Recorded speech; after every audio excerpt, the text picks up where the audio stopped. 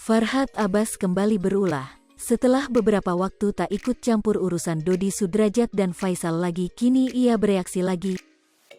Mantan suami Nia Daniati itu bereaksi setelah mengetahui makam Vanessa Angel tiba-tiba direnovasi oleh Juragan 99. Diketahui makam Vanessa Angel dan Bibi Andriansyah saat ini sudah direnovasi oleh Juragan 99.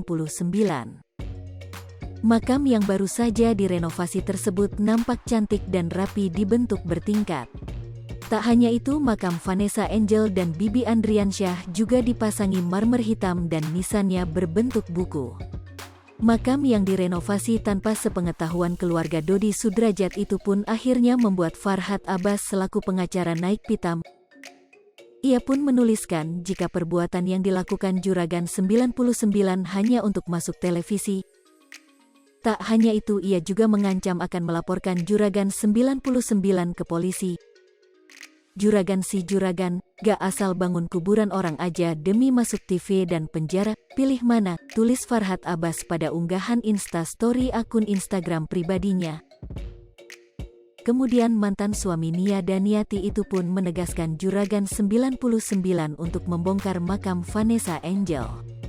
Bongkar dan minta ampun atau kita bongkar-bongkaran, tegas Farhad Abbas. Namun ancaman Farhad Abbas itu tak ada tanggapan sama sekali oleh Juragan 99.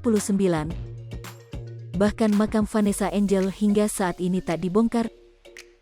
Diketahui sebelumnya, Farhad Abbas juga sempat akan melaporkan Tarik Halilintar dan Fuji ke polisi.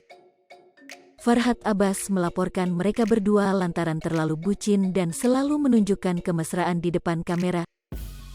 Ancaman itu Farhad Abbas tulis di postingan Instastory akun Instagram pribadinya @farhadabbasofficial.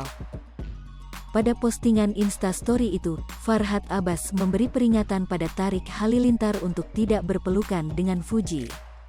Peringatan buat pacar tantenya Galang, jangan peluk-pelukan atau tarik-tarikan wanita yang lagi mengasuh ponakannya yang dijauhkan dari kakek dodol, tulis Farhad Abbas kembali berulah. Setelah beberapa waktu tak ikut campur urusan Dodi Sudrajat dan Faisal lagi, kini ia bereaksi lagi. Mantan suami